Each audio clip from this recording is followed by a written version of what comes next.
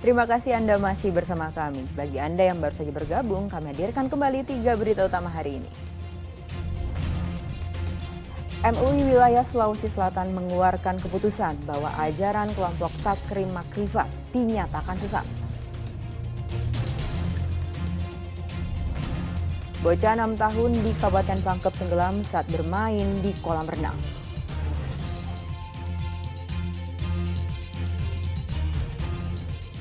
Zikir dan doa pemilu damai digelar di 24 kabupaten kota di Sulawesi Selatan.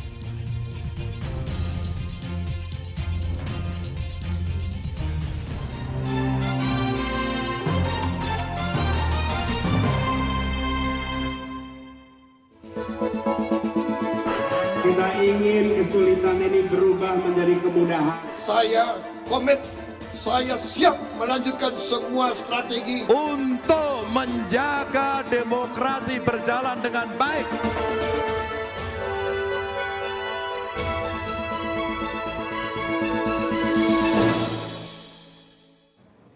Akhirnya hari ini pelaksanaan pemilu 2024 tiba. Hari ini hampir 205 juta orang akan melakukan pencoblosan di bilik suara, memberikan hak pilihnya. Sebelum kita mengetahui hasilnya hari ini, kita lihat dulu peta hasil suara pemilu 2019 dan 2014. Dari puluhan provinsi yang ada di Indonesia, 5 diantaranya kerap dinilai sebagai provinsi kunci. Selain memiliki pemilih dan alokasi jumlah kursi yang banyak, kelimanya dianggap menjadi representasi mewakili pilihan warga yang beragam baik di Jawa maupun luar Jawa. Yang pertama adalah Jawa Barat. Di pemilu tahun 2014, partai politik yang menguasai provinsi dengan jumlah pemilih terbanyak di Indonesia adalah PDI Perjuangan dengan jumlah raihan suara 19,63%. Tapi 5 tahun kemudian, Partai Gerindra berhasil menyingkirkan PDIP dengan raihan suara 17,65%.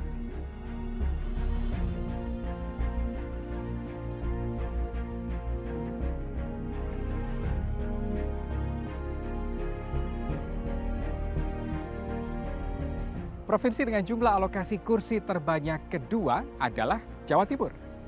Di pemilu 2014, Jatim dikuasai oleh PDI Perjuangan dengan raihan suara 17,91%. Di 2019, ternyata Jawa Timur juga masih merah bahkan dengan suara lebih banyak, yakni 19,41%.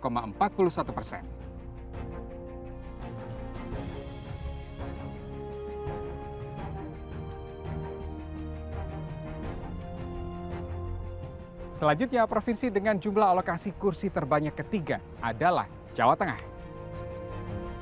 Tahun 2014, PDI Perjuangan juga menguasai Jawa Tengah dengan 24,40% suara.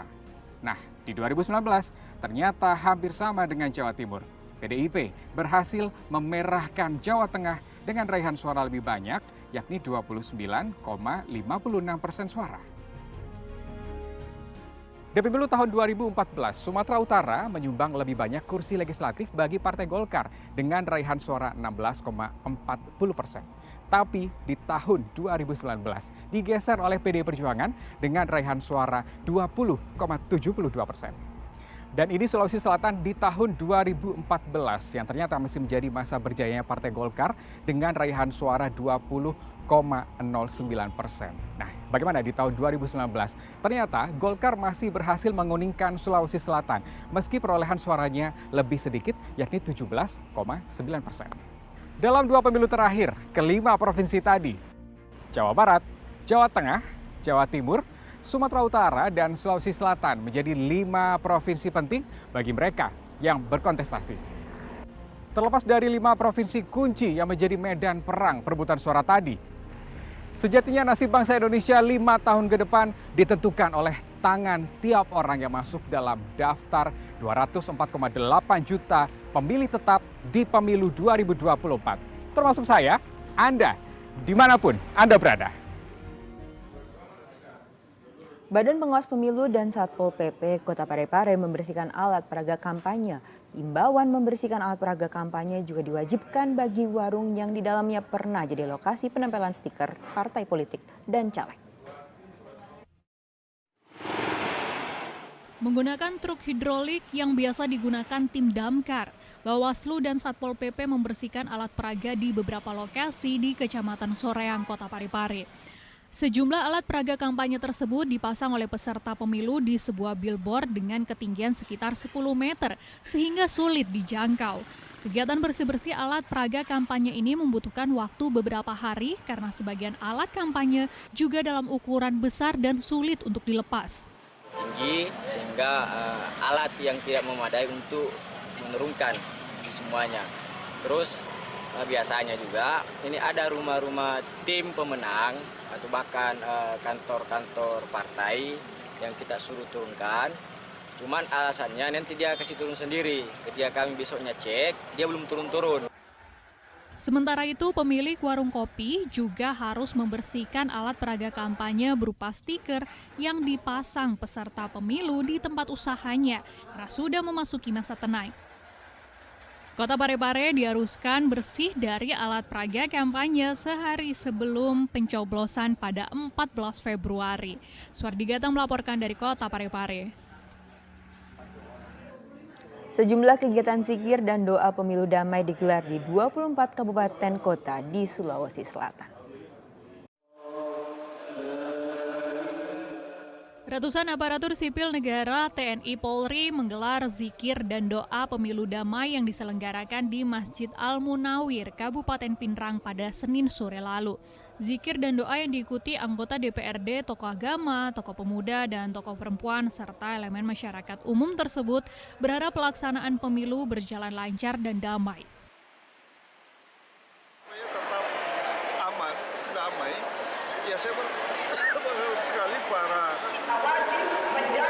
pendukung-pendukung calon supaya tetap menjaga ketertiban, supaya kondusif wilayah kita. Kegiatan serupa juga terjadi di Kota Makassar. Forum Komunikasi Pimpinan Daerah Provinsi Sulawesi Selatan bersama warga, ASN, KPU, dan Bawaslu mendeklarasikan pemilu damai melalui zikir dan doa bersama di Masjid 99 Kubah Asmaul Husna yang berada di kawasan Center Point of Indonesia, Kota Makassar pada Senin sore. Zikir dan doa bersama dilakukan sebagai trigger untuk menjaga kedamaian dan ketentraman hidup rukun di tengah masyarakat meski berbeda pilihan politik pada pemilu 2024. Insya Allah semuanya sudah kami komunikasikan, semua sudah kita koordinasikan, makanya tinggal finalnya adalah kita berdoa kepada Sang Maha Khalik. Dan kegiatan ini juga secara serentak kita laksanakan di seluruh kabupaten se-Sulawesi Selatan. Diketahui zikir dan doa bersama ini serentak dilaksanakan di 24 kabupaten kota se-Sulawesi Selatan. Ani Muhammad Sarde dan Suardi Gatang melaporkan dari Kabupaten Pinrang dan Kota Makassar.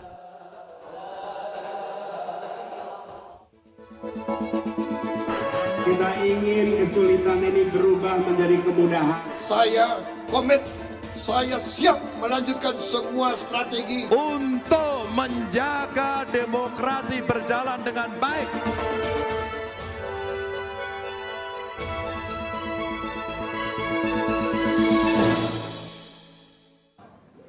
Ya, informasi tadi mengakhiri jumpa kita. Atas nama rekan yang bertugas, saya Nadia Kartika mengucapkan terima kasih atas kebersamaan Anda.